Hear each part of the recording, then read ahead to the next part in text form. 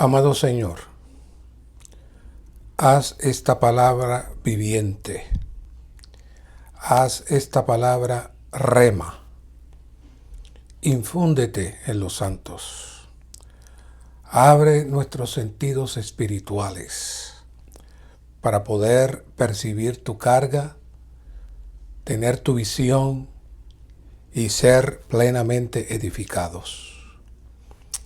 Este mensaje no tiene propósito si los santos no son edificados contigo mismo. Nos abrimos a ti, humildemente, reconociendo que estamos débiles, que estamos cortos, pero tú eres el fuerte que está en nosotros. Gracias, Señor. Amén. Entramos al mensaje 6, ser un vaso abierto al Señor y vivir días ordinarios en la impartición divina de la Trinidad Divina. Y les traigo una palabra a los buscadores que están escuchando en estos momentos este mensaje de esta conferencia de la impartición divina de la Trinidad Divina para la economía divina. Y este es el último mensaje. Con esto concluimos. Pero les digo que este no es un mensaje pasajero y no es el mensaje de turno. Este es el medio eterno que Dios tiene para su mover, no solo en este tiempo, sino por toda la eternidad. Sí, por toda la eternidad. ¿Creen ustedes que Dios tiene fin en su impartición? ¿Ustedes creen que Dios tiene un límite para impartir? No, no lo tiene. Si miramos con cuidado Juan 6:57, cuando el Señor dice, como me envió el Padre viviente y yo vivo por causa del Padre. Y luego Él dice, asimismo, el que me come, él también vivirá por causa de mí. Fíjense la expresión. Yo vivo por causa del Padre. Yo vivo por causa del Padre. Y asimismo, el que me come. ¿Qué está diciendo el Señor? Que Él mismo, aun siendo parte de la esencia y sustancia de las hipóstasis de la Trinidad Divina, está siendo sostenido y suplido por el Padre. Cristo mismo está diciendo eso. Y entonces nos está diciendo, si ustedes hacen lo que yo hago y me comen, entonces vivirán por mí. Es decir, el suplir que yo tengo, que es el suplir que recibo del Padre, se transmite a ustedes. ¿Y eso es hasta cuándo? Eso es por la eternidad. Eso es por la eternidad. La grandeza del Padre en su suministro es infinito. Y eso comienza dentro de la eternidad y se expande ahora a su cuerpo, su extensión, la iglesia. Es maravilloso, hermanos. Donde estamos ubicados es maravilloso. Hoy solo estamos recibiendo un pequeño anticipo de este suplir. Si somos fieles y consistentes en recibir el suministro de esta impartición hoy, continuaremos por la eternidad participando de este maravilloso suplir divino. Así que, aunque por situaciones especiales les estamos trayendo este mensaje 6, podríamos decir fuera de la secuencia usual, consideramos que es un maravilloso repaso y énfasis de algo que estaremos disfrutando por toda la eternidad, por lo que no es un mensaje de turno, sino que es el mensaje para toda la eternidad. Por causa del tiempo no podremos entrar párrafo a párrafo, porque la carga hoy no es tanto entrar párrafo a párrafo y repetir el mensaje, sino entrar en aquellos elementos profundos e intrínsecos que abran más esta carga a todos nosotros. El número romano 1, que estaremos podríamos decir la gran parte del mensaje, estará dentro de este número romano 1. El primer paso en el procedimiento seguido por Dios para cumplir su propósito fue crear al hombre como un vaso que habría de contener a Dios mismo como vida. Dios nos escogió para que fuésemos vasos de honra llenos del Dios triuno. Número 1 dice, Dios creó al hombre como un vaso que lo pudiera contener, y de entre los muchos vasos nos escogió a nosotros para que lo contuviéramos a Él, el Dios de honra, a fin de ser vasos de honra. Así que en este proceso de Dios crear a su creación como un vaso, en este proceso debemos prestar atención al proceso de creación mismo, que está aquí en Génesis 1:26, y estaremos mirando con detalle ese proceso de creación. Dice, hagamos al hombre a nuestra imagen, conforme a nuestra semejanza. De aquí en adelante vamos a resaltar unos puntos cruciales en donde Dios mismo desea que nosotros nos demos cuenta que nos está transmitiendo algo serio y profundo. ¿Qué es lo que Dios nos quiere decir?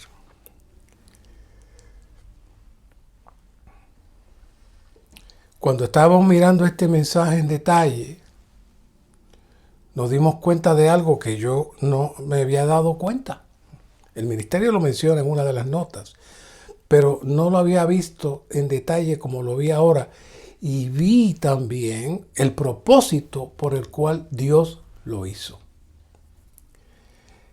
La palabra hombre, que aparece aquí en Génesis 1:27, y la palabra hombre, cada vez que usted la lea en el libro de Génesis, hasta el capítulo 20, esa palabra hombre, óigame bien, no dice hombre. No dice hombre. El traductor infiere y pone hombre, pero en cierto sentido se pierde la carga que Dios quiere transmitir. La palabra hombre en hebreo es ish. Ish. Pero la palabra que Dios usa cada vez que usted lee hombre, desde el capítulo 1 en adelante hasta el 20, excepto en el 2, que hay una pequeña separación que explicaré por qué, dice Adam. Y estoy diciendo Adam como se pronuncia en hebreo, no en español. Y me referiría siempre así a Adam. Porque Adán tiene un significado. Adán viene de la palabra rojizo.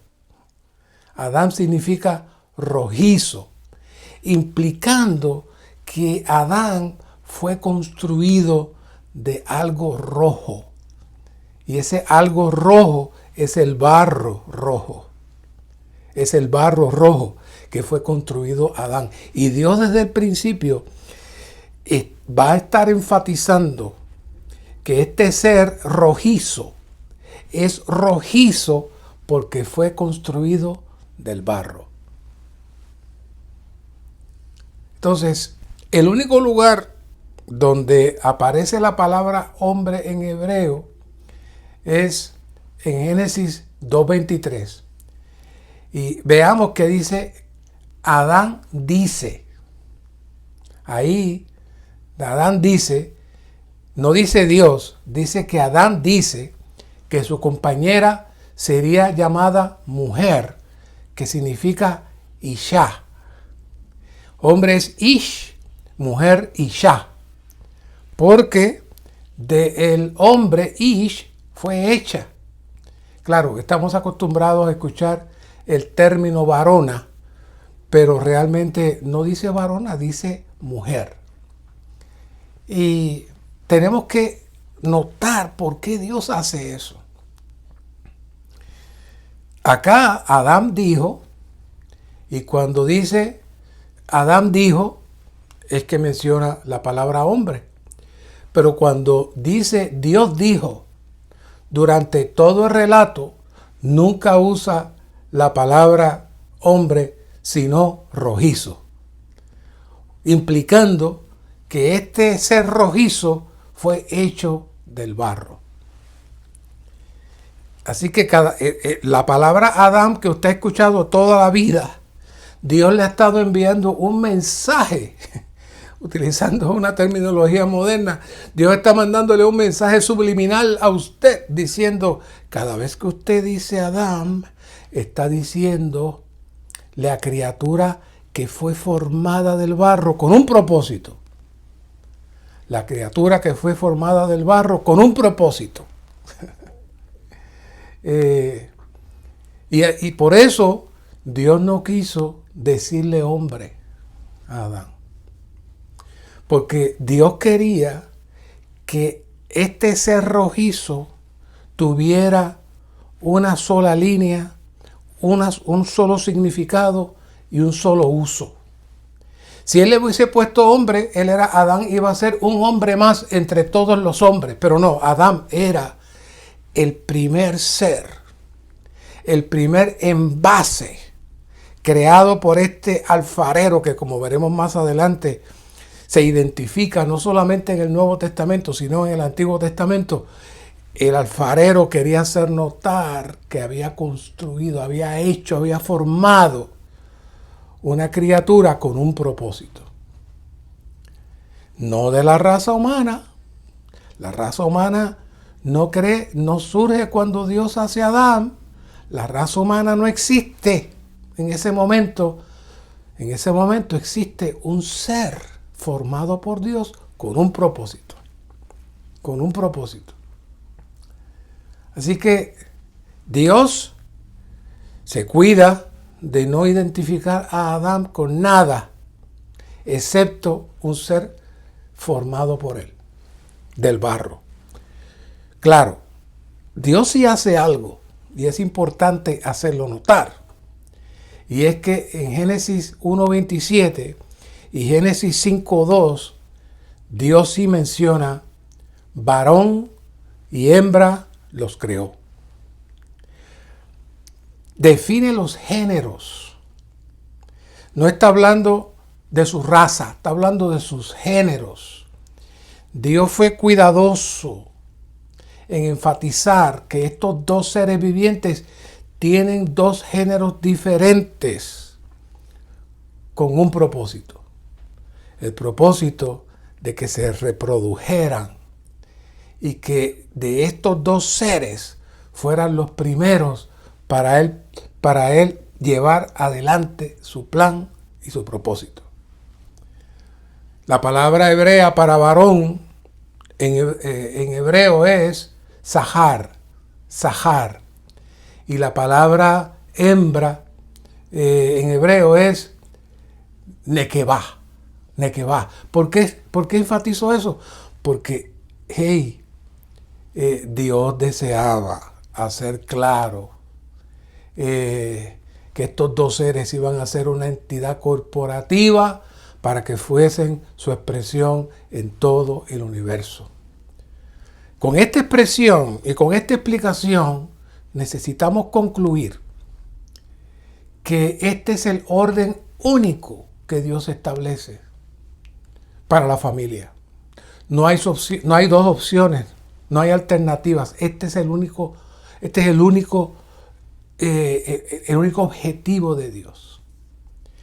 cualquier otra cosa que usted escuche, especialmente los jóvenes que pudieran estar escuchando esto, es un invento satánico, como lo describe Romanos 1, 26 y 27, donde Dios habla de la corrupción y perversión del hombre, trastocando este orden de dos géneros para su propósito. Pero poniendo eso a un lado, pero no podía dejar pasar eso, el factor más importante de todo esto es que el hombre es un vaso para contenerle. Y aunque no habían referencias de alfareros, antes de eso, Dios ya está sentando la base para cuando surjan los alfareros puedan asociarlo a él con el alfarero principal, que forma al hombre del barro rojo. De seguro, Pablo fue alumbrado con esta visión. Y no solamente Pablo fue alumbrado, es que desde el Antiguo Testamento esta carga estaba. Vea Isaías 29, 16. Dice, lo volteáis todo boca abajo. ¿Acaso como barro ha de estimarse el alfarero para que lo que está hecho diga de su hacedor, él no me hizo? O lo que está formado diga del que lo formó, él no tiene entendimiento. Es decir, el barro está diciéndole al alfarero, no, él no me hizo a mí, él no sabe nada, él no sabe nada. Yo puedo, yo soy el que lo hice por mí mismo. Sí. Usted dirá, ¿cómo es eso? Mire, Isaías profetizó nuestra presente situación. El hombre reta a Dios constantemente, cuestionando la Biblia y cuestionando a Dios como el Creador. Isaías presenta claramente la perspectiva equivocada de la vasija retando al alfarero. Y mientras estaba reflexionando en todo esto, me acordé de un científico que murió. Tenía ciertas incapacidades físicas, y muchos de ustedes sabrán quién es, pero supuestamente era un genio en el asunto del universo y del espacio y de la física y todo eso. Y una vez le preguntaron, ¿usted cree en Dios? Y él dijo, después de estudiar el universo, me doy cuenta que Dios no existe. El universo tiene vida propia. Y el universo se creó a sí mismo. ¿Acaso no es exactamente lo que está diciendo Isaías aquí? Esas palabras las leí. Y era exactamente la profecía de Isaías lo que estaba diciendo este científico. Isaías 64:8 dice, ahora pues Jehová, tú eres nuestro Padre, nosotros somos el barro y tú nuestro alfarero. Aquí Isaías está definiendo la carga de Dios, que como dije, en la creación no existían alfareros, pero luego la revelación le llegó a los profetas y se dieron cuenta que el sobreénfasis de hablar del ser rojizo, implicando que había sido del barro, era porque Dios quería que lo asociaran con el alfarero. Tú eres nuestro Padre, nosotros somos el barro y tú nuestro alfarero, y obra de tus manos somos todos nosotros. Aquí está claramente presentado, nosotros somos el barro y Dios es el alfarero. En Jeremías vemos otro enfoque muy importante. Jeremías 18:3 dice, entonces descendí a la casa del alfarero, y he aquí estaba allí trabajando sobre la rueda. Ese punto es importante. El alfarero está trabajando sobre la rueda. Acuérdese que Jeremías, al igual que Isaías, están conectados para conectar a Dios como el alfarero y lo presentan trabajando sobre la rueda. Pero la vasija que él hacía de barro se echó a perder en manos del alfarero. Así que volvió a hacer de ella otra vasija, según le pareció mejor al alfarero hacerla. ¿Sabes quién es esa otra vasija que el alfarero hizo? La iglesia. Usted y yo. Esa fue la nueva vasija. En el 5 se explica lo siguiente. Y vino a mí palabra de Jehová diciendo: ¿no podré yo hacer de vosotros, oh casa de Israel, como este alfarero? Declara Jehová. He aquí como el barro en manos del alfarero, así sois vosotros en mis manos, oh casa de Israel. Así era que estaba el pueblo de Israel, Dios trabajando con ellos, Dios trabajando con ellas. Y dice en el 19:11, y les dirás, así dice Jehová de los ejércitos, de esta forma quebrantaré a este pueblo y a esta ciudad como quien quiebra una vasija del alfarero, de modo que no se puede reparar más. Oiga, Jeremías 19:11 está diciendo que cuando en el versículo que dije que la vasija se echó a perder y volvió a ser otra, no se refería que estaba reparándole la vasija al pueblo de Israel, sino que esa vasija se echó a perder y dice aquí, no se puede reparar más. Entonces Lamentaciones 4:2 dice, los hijos preciosos de Sión, comparables al oro fino, cómo son tenidos por vasijas de barro, obra de manos del alfarero. Oh, aquí hay otra vasija. Y son llamados los hijos de Sión. Nosotros hoy somos los hijos de Sión y somos las vasijas de barro que Dios está trabajando. No es que la ha terminado, está trabajando. Así que Dios sigue trabajando, Dios sigue procesándonos. Él trabajó con el pueblo de Israel, se echó a perder, no lo va a reparar más y ahora está trabajando en esta nueva vasija, la cual es la iglesia como el cuerpo de Cristo.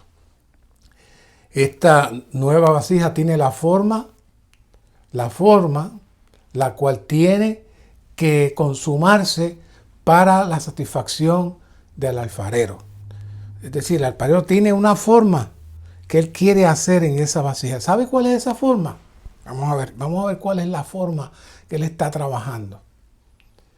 Romanos 8:29a dice, porque a los que antes conoció, también los predestinó. Y aquí, fíjese esta expresión. Yo sé que la han escuchado muchas veces, pero asóciala ahora al alfarero. Para que fuesen hechos conforme a la imagen de su Hijo. Aquí está la clave. Para que fuesen hechos. Tal como el alfarero trabaja pacientemente hasta que la vasija tiene la forma apropiada, nuestro alfarero sigue impartiéndose en nosotros, como decía Pablo, hasta que Cristo sea formado en nosotros. Dios tiene su manera de trabajar hoy esta vasija, la cual es la gracia y la disciplina. La gracia y la disciplina son los elementos que Dios usa para seguir trabajándonos, para seguir formándonos. Dios en su proceso, Él desea que en medio de cada situación aprendamos a ser infundidos por Él para que le disfrutemos. Este proceso nos lleva a ser hechos a la imagen de su Hijo. Este proceso, por un lado, opera por dentro, pero eventualmente nos alcanzará por fuera y cumplirá la meta descrita en Romanos 9:23. ¿Qué dice ahí? Para dar a conocer las riquezas de su gloria sobre los vasos de misericordia que Él preparó de antemano para gloria. Vamos a ir más adelante otra vez a ese verso, que está espectacular. Pero quiero leerles una nota aquí muy alumbradora. Ya no soy yo el que habla, es el ministerio. Y dice: ser conformados a su imagen es el resultado final de la transformación. Oiga, el resultado final de la transformación incluye el cambio de nuestra esencia y naturaleza interiores, así como también el cambio de nuestra forma exterior, a fin de que correspondamos a la imagen glorificada de Cristo, el Dios hombre. Esa es la forma de la vasija. Él es el prototipo y nosotros somos la producción en serie. Él está trabajando, está reproduciendo en serie tanto los cambios internos como los cambios externos que se efectúan en nosotros. El producto son el resultado de la operación de la ley del espíritu de vida en nuestro ser. Y eso se activa mediante dos cositas: la operación de la gracia y la disciplina. No tengo tiempo de profundizar, pero el Espíritu les muestra a ustedes. Otra nota paralela con esa, y esta viene de 2 de Pedro 5:10, una porción solamente, en la sección donde dice toda gracia, se refiere a las riquezas del abundante suministro de la vida divina en muchos aspectos. Está hablando de la gracia. En muchos aspectos ministrado a nosotros en los muchos pasos de la operación divina efectuada sobre nosotros y dentro de nosotros en la economía de Dios. El paso inicial consiste, número 1, en llamarnos, y el paso final consiste en glorificarnos, hacernos vasos de gloria. Entre estos dos pasos se encuentran el amoroso cuidado de Dios mientras nos disciplina y su obra de perfeccionarnos, confirmarnos, fortalecernos y cimentarnos.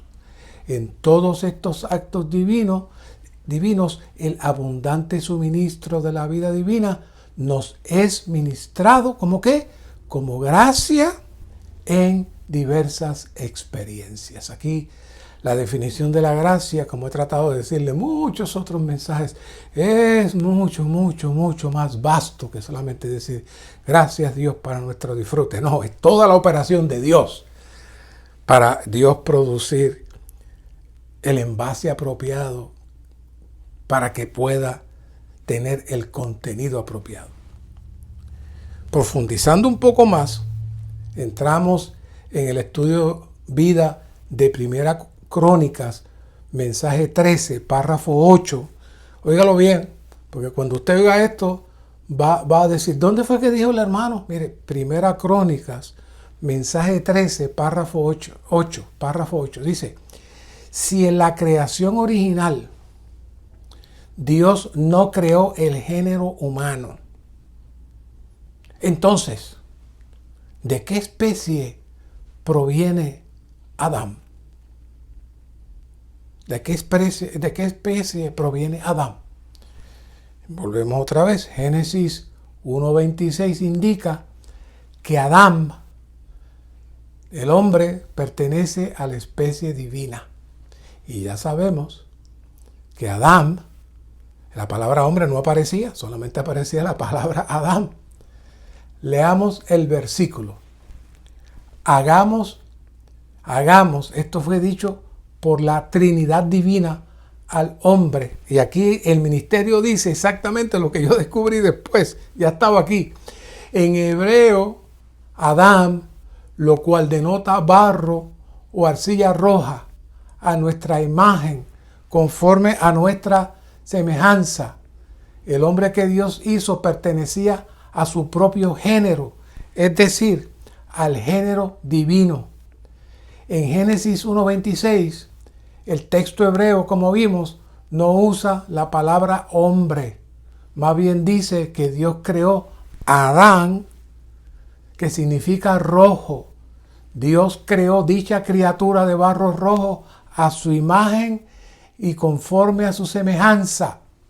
Esta obra de barro, por cuanto tuvo la imagen de Dios, era semejante a él. Podemos afirmar que este barro tenía la figura de Dios, creada según el género divino, por consiguiente, pertenece a la especie de Dios. Así que Adán, Dios no quería ni llamarle hombre. Dios quería que nosotros nos fijáramos que él era el envase que iba a contener a Dios. Y Adán sale de la especie de Dios, no de la especie humana, ni de la especie de ningún hombre. Adán sale de Dios mismo. Y entonces lo que estoy enfatizando es que esta referencia es muy importante, pues derrumba el argumento de que fuimos hechos como seres humanos. No, todos somos humanos. No. Nosotros no fuimos hechos seres humanos. La humanidad surge después de la caída del hombre. Originalmente fuimos creados a la imagen de Dios con virtudes para ser llenas de los atributos divinos. Es por esto que Dios es cuidadoso en designar el nombre Adán, que es rojizo, lo cual sería una traducción literal del hebreo, como el barro del cual fue hecho, haciendo notar que la principal función del hombre es ser un envase para que llegara a tener el contenido de Dios mismo.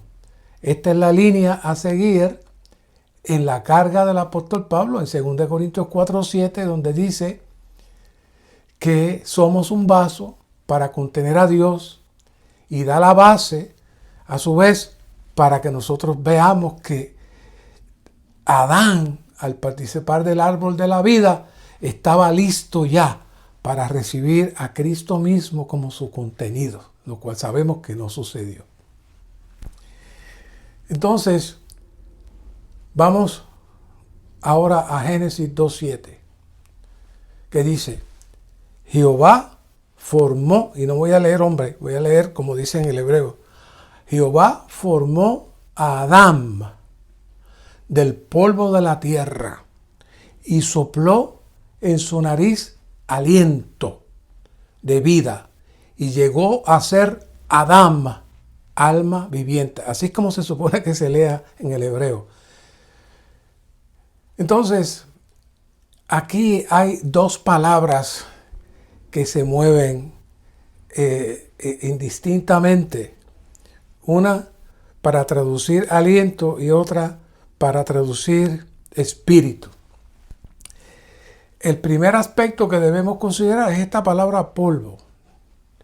Aunque en Génesis 2:7 se nombra la palabra polvo, ya vimos que la base de la creación fue el barro rojo del que fue hecho Adán, rojizo, el rojizo. Siempre que se traduce la palabra hombre, ya saben, en estos capítulos de Génesis se traduce Adán, se está diciendo Adán, pero el traductor no lo cupo, así que él sustituyó el nombre de Adán y puso hombre ahí, pero no es correcto.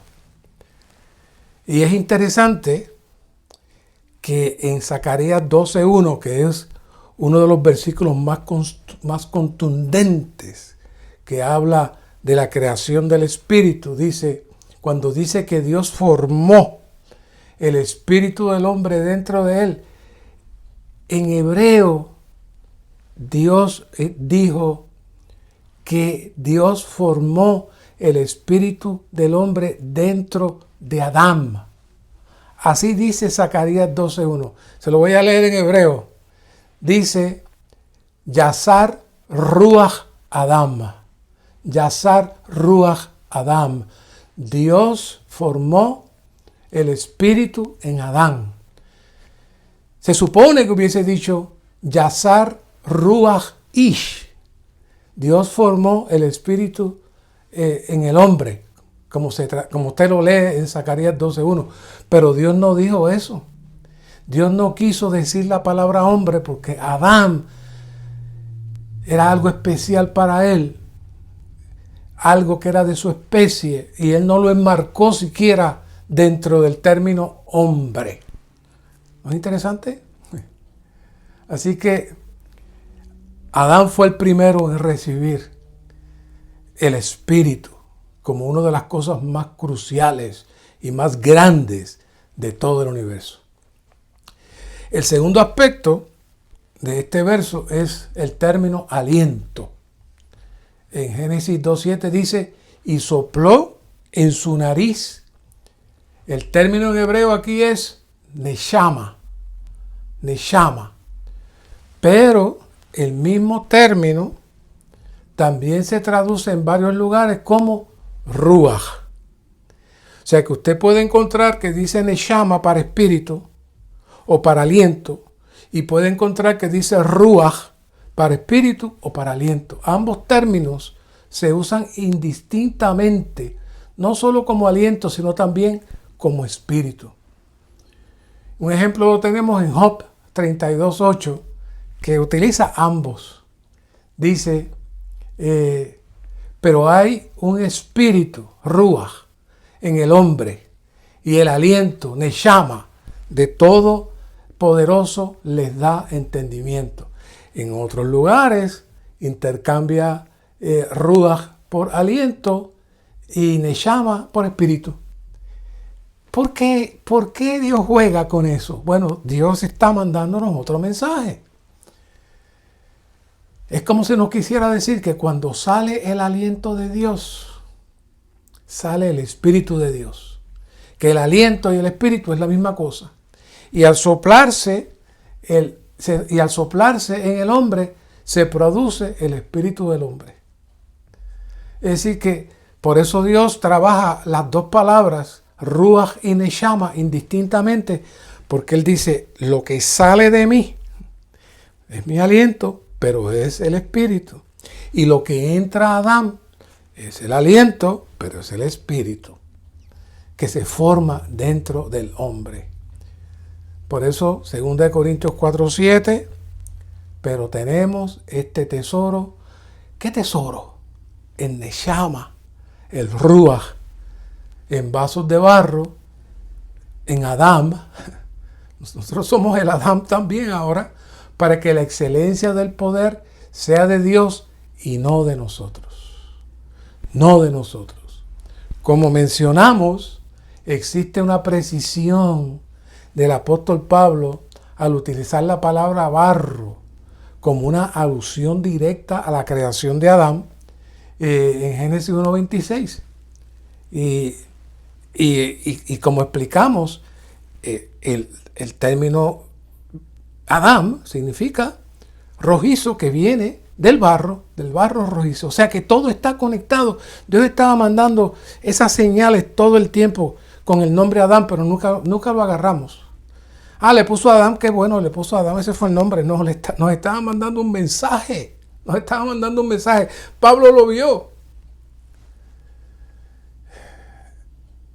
En las epístolas, Pablo nos muestra claramente que ahora, en esta era, Dios ha logrado su deseo de que el hombre venga a ser su vaso para hacer su contenido. Romanos 9 y 1 Timoteo 2:20 y 21 profundizan en esa línea. El tercer aspecto, que no lo queremos dejar fuera, que lo menciona el versículo, es el alma. Y esta nota habla por sí sola. El alma del hombre, que es su persona, su yo, no fue formada, oiga esto, que quizás para muchos de ustedes no saben, los que han leído el libro El hombre espiritual, les va a sonar. Ahí lo trae el hermano Watchman Nee por primera vez. El alma no fue formada a partir de un determinado elemento, sino que se produjo al combinarse el espíritu del hombre con el cuerpo humano. Yo no le llamaría humano, porque todavía no era humano. Es decir, al combinarse el espíritu de Adán con su cuerpo. Así que el cuerpo de Adán se combina con el espíritu que Dios suministra al hombre, y de ahí, ¿sabes qué salió? El alma. Por un lado, el espíritu de Adán sale y el cuerpo humano toma vida, pero surge de esa mezcla de los dos, surge el alma. No fue que Dios dijo, voy a crear el alma. Usted no va a encontrar eso en ningún sitio. Sino, sin embargo, que después que Adán abre los ojos, ya usted nota que su alma comienza a funcionar. Así que el alma, compuesta de la mente, la parte emotiva y voluntad, posee la conciencia psicológica capaz de percibir lo que corresponde a la esfera psicológica. Cuando definimos el corazón del hombre en la Biblia, lo definimos con las tres partes del alma más la conciencia, que es a su vez una puerta y una parte del espíritu humano. Del alma, por la conciencia se conecta el espíritu, y del espíritu por la conciencia se conecta el alma. O sea que esa combinación es lo que encontramos en la Escritura como el corazón. Así que, ¿por qué estamos trayendo este detalle otra vez? Cuando hablamos del hombre como un vaso, no es solamente el espíritu, sino todo el ser del hombre es un vaso, como dice 1 Tesalonicenses 5:23.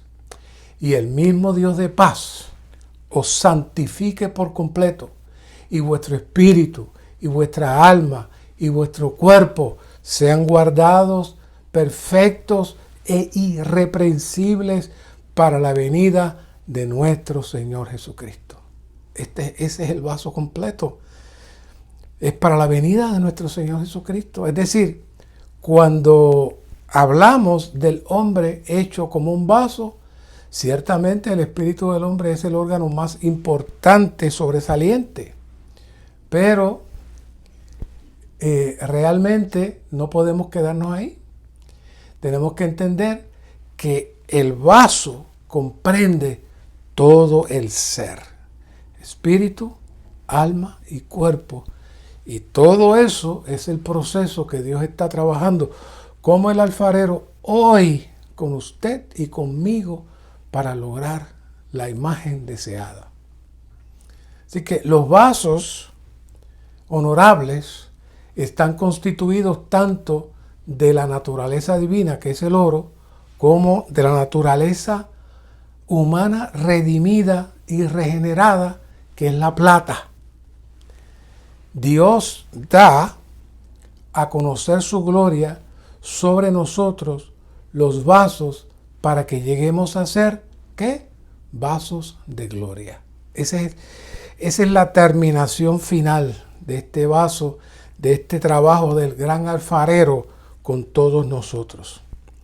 Romanos 8:17 dice, y si hijos, también herederos, herederos de Dios y coherederos con Cristo, si es que padecemos juntamente con Él, para que juntamente con Él, ¿qué? Seamos glorificados. Leemos nuevamente Romanos 9:23, para dar a conocer las riquezas de su gloria. ¿Saben lo que son las riquezas de su gloria?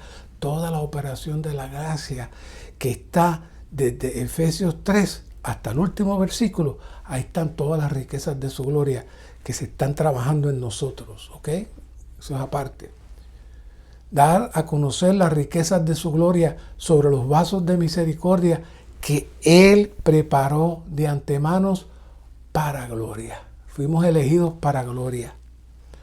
Dios está trabajando mediante la operación de la gracia y la disciplina y nos está moldeando y nos está trabajando. A veces no nos gusta el apretón que nos da. A veces el alón de la oreja quedó virada y hay que ponerlo otra vez. Duele los apretones. Pero el Señor está formando, nos está formando a la imagen de su Hijo. Dios está trabajando para que lleguemos a ser vasos de honra.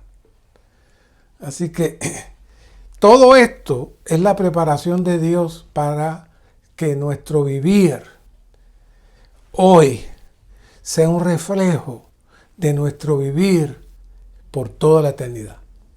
Estamos siendo transformados, capacitados para un vivir divino y elevado en la glorificación.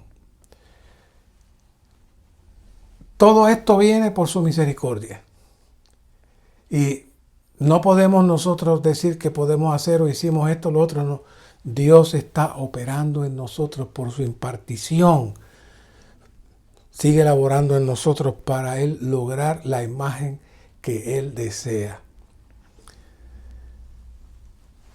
El resumen de las 14 epístolas de Pablo puede ser expresado en 2 palabras, dice aquí el bosquejo. Vaso abierto. Vaso abierto.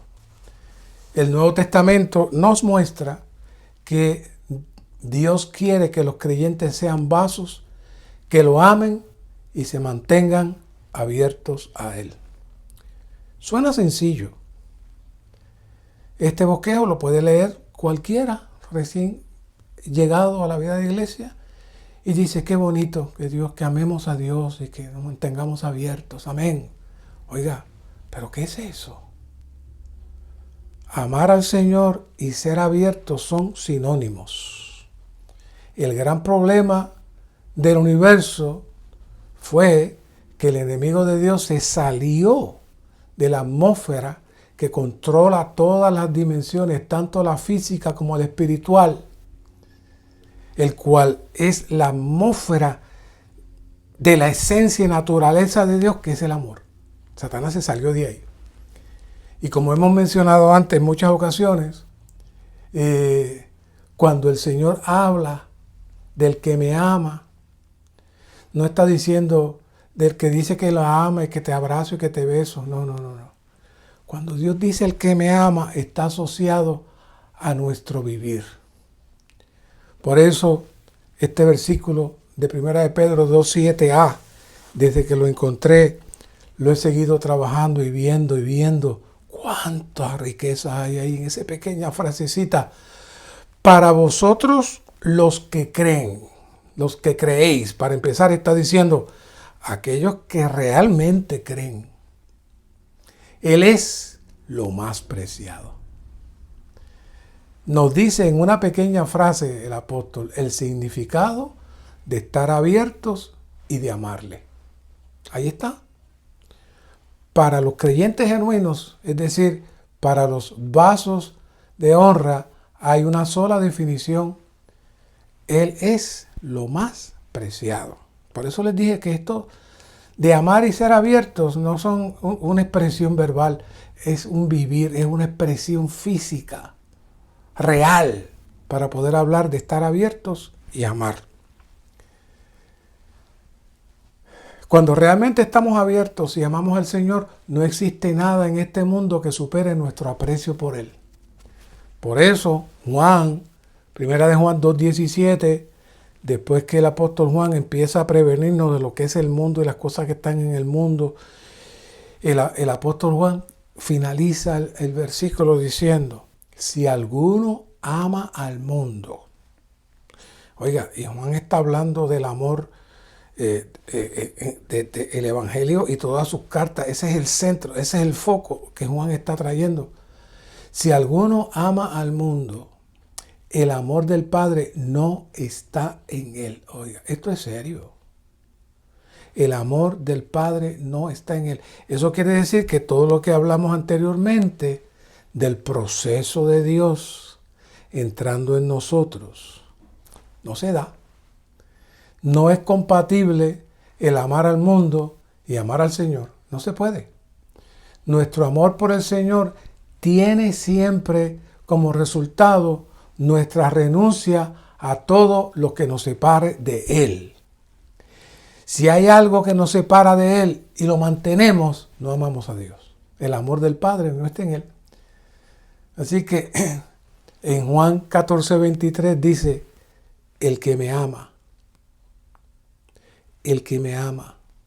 mi palabra guardará, y mi Padre le amará, y vendremos a Él y haremos morada con Él. Yo sé que todos pensamos que Él llega a nosotros y estará en nosotros y se mezcla con nuestro espíritu. Yo sé que hasta ahí ustedes han visto, pero hay algo más. Hay algo más. Esta morada de Él con nosotros y nosotros en Él está hablando de un vivir fuera de esta atmósfera caída. Está hablando de la atmósfera de la esencia y naturaleza de Dios, que es el amor. Si hemos sido empapados por Dios, llenos de Dios, entonces se da este maravilloso versículo de Juan 14:23. Vendremos a Él y haremos morada con Él. Vamos a estar en esa atmósfera con la Trinidad Divina. Cuando salimos de nuestro amor al mundo, renunciamos de nuestro amor al mundo, el cual es la atmósfera en la cual nacimos, somos trasladados a la atmósfera donde Dios habita y podemos disfrutar de manera automática esta relación normal y ordinaria a cada momento. A cada momento. De lo contrario, entramos en la categoría de los que no tienen sus vasos abiertos al Señor y el amor del Padre no está en nosotros. Dice aquí el punto A minúscula, si en las profundidades de nuestro ser no estamos abiertos al Señor, Él no podrá impartirse en nosotros y hacer su hogar en nuestro corazón. Esto de que Dios se imparte en que Dios llega a nuestros corazones, ya el Señor ya hace su hogar en nuestros corazones. No. Tiene que darse este proceso de que el que cree, para el que cree, el Señor es lo más preciado. Y ahí comienza el proceso. Esa es la clave de este proceso. Y en el mensaje 4 les traímos una secuencia de versículos que armonizan este proceso que nos lleva a estar abiertos. Primero veamos la carga del apóstol Pablo que dice en Efesios 3:14, por esta causa doblo mis rodillas al Padre. ¿Cuál es la causa? 3:16, para que os dé, conforme a las riquezas de su gloria, el ser fortalecidos con poder en el hombre interior por su espíritu. ¿Cómo es que somos fortalecidos con poder en el hombre interior? Por la impartición del espíritu que está en nuestro espíritu. Esa impartición produce el que seamos fortalecidos. Fortalecidos. Hay mucho ataque, mucha tentación. La carne está activa. Nuestros ojos miran lo que no debemos ver. Pero si entramos en este suplir de este espíritu que está en nosotros, somos fortalecidos. Somos fortalecidos con poder. Ser fortalecidos con poder por su espíritu son las riquezas de su gloria que se imparten en nosotros, que son las que le mencioné en Efesios 1, se menciona en Efesios 2, se menciona en Efesios 3. El apóstol Pablo era un mayordomo. ¿Se acuerdan que hablamos de que él era el euconomos para distribuir estas riquezas? Pablo oraba para que esto se diera en nosotros. Las riquezas de su gloria se transmiten mediante la impartición divina, fortaleciéndonos con poder por el Espíritu. Y eso hace que Cristo habite por medio de la fe en nuestros corazones. Es importante ese paso. Y de ahí el próximo, Romanos 5:5, porque el amor de Dios ha sido derramado en nuestros corazones mediante el Espíritu Santo que nos fue dado. Una vez que el Señor habita en nuestros corazones y el Espíritu comienza el proceso de fortalecernos con poder en nuestro espíritu, y ya vimos que por eso describimos el alma con detalle, porque el que el Señor haga su hogar en nuestros corazones quiere decir que ya avanzó de nuestro espíritu humano y está moviéndose a nuestra alma. ¿Para qué? Para que el amor de Dios sea derramado. Así que ahora el envase está teniendo su propósito, está teniendo su función, que es que el amor de Dios sea derramado en nuestros corazones. ¿Qué es eso? En nuestra mente, en nuestra voluntad, en nuestra emoción. Ahí se tiene que derramar. Y una vez que Cristo hace su hogar en nuestros corazones, ese es el segundo paso. El amor de Dios se derrama, se imparte a sí mismo en todo nuestro ser. Una vez que entonces eso llega ahí, Cristo hace su hogar, el amor se derrama, 2 Corintios 5:14, porque el amor de Cristo nos constriñe. Y aquí ya estamos entrando otra vez en lo que es un vaso abierto y amar al Señor. Dijimos, un vaso abierto no es el deseo que usted dice, yo soy un vaso abierto. No, eso no lo dice usted. Su vivir muestra cuál es su condición. Porque el amor de Cristo nos constriñe, habiendo juzgado así, que uno murió por todos, por consiguiente, todos murieron. Una vez que el amor se derrama en nuestros corazones, Dios mismo se infunde en nosotros y nos constriñe, nos restringe, nos forza a seguirle y amarle. Ya no podemos ir hacia atrás, querramos o no lo querramos, ya estamos capturados, no hay opción. Y una vez que eso ocurre, entonces se completa el 5:15. Y por todos murió, para que los que viven ya no vivan para sí, sino para aquel que murió por ellos y resucitó. ¿Qué es eso? Eso es toda la operación de la gracia en la disciplina para producir en nosotros el vaso abierto mediante el amor derramado en nosotros. Esa es la Biblia.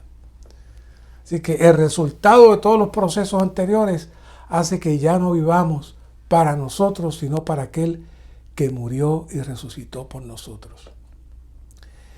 Y entonces ya no vamos a ser identificados con los de 1 de Juan 2:15, que si alguno ama al mundo, el amor del Padre no está en él. Ya no estamos identificados. El amor del Padre ha sido derramado en nuestros corazones y nos constriñe para servirle. Ese es el vaso abierto. Una vez que entramos en esta esfera de amor, este amor nos constriñe, nos restringe para no amar otra cosa que no sea el Señor mismo y nos mantiene abiertos a la impartición divina. Eso es lo que implica el apóstol Juan cuando dice que si alguno ama el mundo, el amor del Padre no está en él. Aquí Juan nos muestra otro lado muy crucial, que el amor al Padre se muestra por nuestra renuncia al mundo, lo cual Pablo profundiza en sus epístolas, en donde nos muestra que aparte de los vasos de honra, también hay vasos de deshonra. Oiga, 1 de Juan 2:17 no menciona nada de vasos, pero me está describiendo que hay vasos de deshonra. Romanos 9:21. ¿O no tiene autoridad el alfarero sobre el barro para hacer de la misma masa un vaso para honra y otro para deshonra? 2 Timoteo 2:20. Pero en una casa grande no solamente hay vasos de oro y de plata, sino también de madera y de barro, y unos son para honra y otros para deshonra. Y aquí llegamos a un asunto muy serio que necesitamos enfatizar. ¿Quiénes son los vasos de deshonra por elección y quiénes son los vasos de deshonra por negligencia y falta de amor por el Señor y amor por el mundo? Lo que estoy diciendo es que hay dos tipos de barro de deshonra. Hay dos tipos de barro de deshonra. Los que Dios eligió desde antes de nacer y los que voluntariamente se cierran aún siendo elegidos. Hay dos. De los primeros, hay muchos en la Biblia, hay muchos.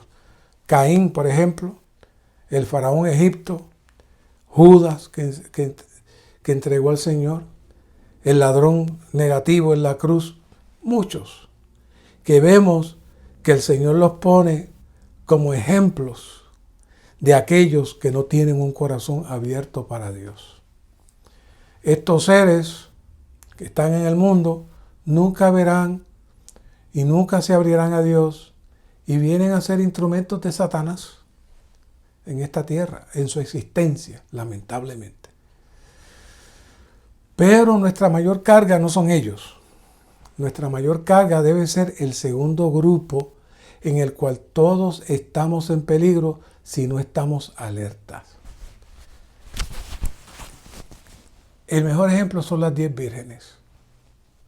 Todos conocemos las 10 vírgenes. Hay 5 que le llama en Mateo 25, que habían 5 que eran sabias, prudentes, y 5 que eran fatuas. ¿Qué pasó allí? Las 2 eran salvas, las 2 habían recibido al Señor, pero habían 5 que no habían madurado. No habían permitido que el Señor avanzara de su espíritu a su alma y a su corazón. No habían permitido que el aceite las cubriera, es decir, la impartición divina las cubriera, las llenara y las transformara y las madurara para llegar a ser parte de la novia. Es triste eso. La regeneración, por un lado, nos entra en la posición de ser hijos de Dios, pero eso es el comienzo de nuestra transformación y crecimiento hasta llegar a la madurez, que es lo que el Señor vendrá a buscar en su venida. Él viene a buscar un fruto maduro que equivale a su novia madura. No importa cuánto usted haya sido transformado, cuánto tiempo lleve en la vida de la iglesia, cuánto haya avanzado, si no ha madurado, si no es el envase apropiado para Dios, usted necesitará entrar en otro tiempo para que Dios termine con usted. Y perderá la bendición de la venida del Señor. ¿Saben? Un vaso abierto no hace nada para mantenerse abierto. Sencillamente busca la impartición divina de la Trinidad divina y es saturado y lleno de Dios cada día. Una vida cristiana genuina es una vida que ama al Señor, se mantiene abierta al Señor y detenemos nuestro hombre natural para darle paso al Señor. Entonces, el Señor entra y lo hace todo. El vaso simplemente contiene al Señor y disfruta el llenar y el accionar por parte del Señor. Simplemente necesitamos amar al Señor y mantenernos abiertos. Ya les expliqué. Eso no es una teoría, es un proceso, es todo un proceso. Deberíamos orar, Señor, por tu gracia. No quiero que ninguna parte de mi ser esté cerrada a ti. Escojo mantenerme entera y cabalmente abierto a ti. Pero eso no basta la oración, hace falta la acción de creer y poner al Señor como lo más preciado de todas las cosas. Lo más preciado de todas las cosas. Aquí hay un puntito, la parte de abajo, que dice, cuando el Señor nos llena, Él lo hace todo por nosotros. Es todo lo que necesitamos. Abrirnos para que el Señor nos llene y Él lo hace todo por nosotros. Este es el principio clave que se mueve en diferentes maneras en toda la Biblia. La impartición divina es el rico suministro que viene a nosotros desde nuestro espíritu hasta alcanzar todo nuestro ser, como hemos mencionado. Por eso en Juan 4:14, el Señor dijo, mas el que beba del agua que yo le daré, no tendrá sed jamás, sino que el agua que yo le daré será en él una fuente de agua que brote para vida eterna.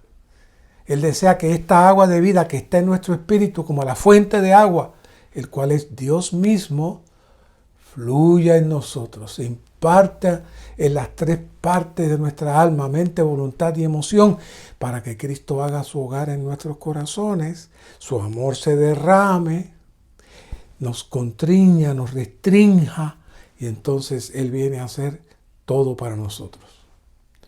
Cuando la fuente salta, algo brota en nosotros, pero si no estamos abiertos en las partes internas de nuestro ser, entonces venimos a ser vasos cerrados de deshonra, aunque seamos salvos. Cuando nuestro ser está abierto, nos refresca y sacia nuestra sed. Todos los seres humanos tienen diferentes tipos de sed. Tenemos, dependiendo de la crianza, yo he escuchado a tantos que vienen, nadie me entiende, yo siempre estoy solo, o nadie valora lo que yo soy, yo digo algo y nadie dice nada, nadie me ama, nadie me quiere. Estoy hablando de hermanos, estoy hablando de la gente del mundo. ¿Qué es esto? Esto es una carencia en nosotros. Estamos sedientos, nos sentimos tristes, incomprendidos, produciendo muchos efectos visibles e invisibles. Pero cuando aprendemos a tomar de esta agua de vida que fluye, toda nuestra sed es saciada. Por eso la mujer samaritana estaba sedienta y había estado buscando su satisfacción con experiencias vacías, pero Cristo le mostró la realidad del agua que ella estaba buscando. Nos queda el número Romano 2 y el número Romano 3. Como les dije, el grueso de este mensaje está en este número Romanos 1, donde lo hemos ampliado. Así que vamos a fusionar el número Romano 2 y el número Romano 3, porque corren bien paralelos, y terminamos. Leo los dos. Como creyentes en Cristo necesitamos aprender a estar satisfechos con una vida de días ordinarios en los que tenemos experiencias regulares y normales en la impartición divina de la Trinidad Divina. El 3, una vida de días ordinarios en la impartición divina está en conformidad con la normalidad milagrosa de la economía divina. ¿Qué es todo esto? Deseamos tener una presentación de conclusión con estos dos números romanos simultáneamente, porque los dos están, como dije, conectados. Para eso, ¿qué mejor que las Escrituras? Vamos a Juan 17:11a. Mira lo que Cristo dice aquí. Juan 17:11a. Y ya no estoy en el mundo, mas estos están en el mundo y yo voy a ti. Y en el 17:16 dice, no son del mundo, como tampoco yo soy del mundo. Cristo nos está mostrando que sus discípulos tienen un vivir similar a Él, o deben tener un vivir similar a Él. Ellos están en el mundo, pero no son del mundo. Este vivir dual lo encontramos en Juan capítulo 3, en la conversación de Jesús con Nicodemo. Jesús está conversando con Nicodemo y rápidamente le dispara dos cosas cruciales que entran en este asunto de tener un vivir normal y ordinario en el suplir de la Trinidad Divina. Juan 3:3 dice, respondió Jesús y le dijo, de cierto te digo, que el que no nace de nuevo no puede ver el reino de Dios. Número 1. Número 2, en el 3:13, nadie subió al cielo, sino el que descendió del cielo, el Hijo del Hombre que está en el cielo. Hay dos puntos muy reveladores aquí, que el Señor siguió desarrollando en todas las Escrituras. Si no naces de nuevo, no puedes ver el reino. Y segundo, ¿quién está en el cielo? ¿Quién está en el cielo? Sino el que descendió del cielo, pero está en el cielo. Jesús está hablando de otra esfera que solo entran los que nacen de nuevo. Ahí están conectadas las dos cosas. Jesús está hablando de otra esfera que él participaba. Estando en la tierra, él se mantenía en la otra esfera. La esfera celestial que podemos hoy nosotros tocar y vivir en nuestro espíritu. Esa experiencia y ese vivir es el resultado de amar a Dios y ser un vaso abierto después de ser regenerados. Ahora vemos otro ángulo de amar a Dios y ser un vaso abierto, muy crucial. En el libro La experiencia de vida, que hace algún tiempo entramos, hay un capítulo que habla de la consagración. Y voy a leerle básicamente algo que extraje del estudio vida, porque habla por sí mismo. La ofrenda de los sacrificios en el Antiguo Testamento imparte luz en este asunto. Cuando los bueyes y carneros eran sacrificados y ofrecidos a Dios como holocausto, primero era necesario que Dios hiciera su trabajo completo sobre ellos. Oiga bien, primero era necesario que Dios hiciera su trabajo completo sobre ellos. Esto es, consumirlos por fuego. Si es que iban a hacerle aceptables y agradables a Él. Si los sacrificios no eran consumidos por el fuego, permanecían crudos y malolientes y nunca podían ser aceptables y agradables a Dios.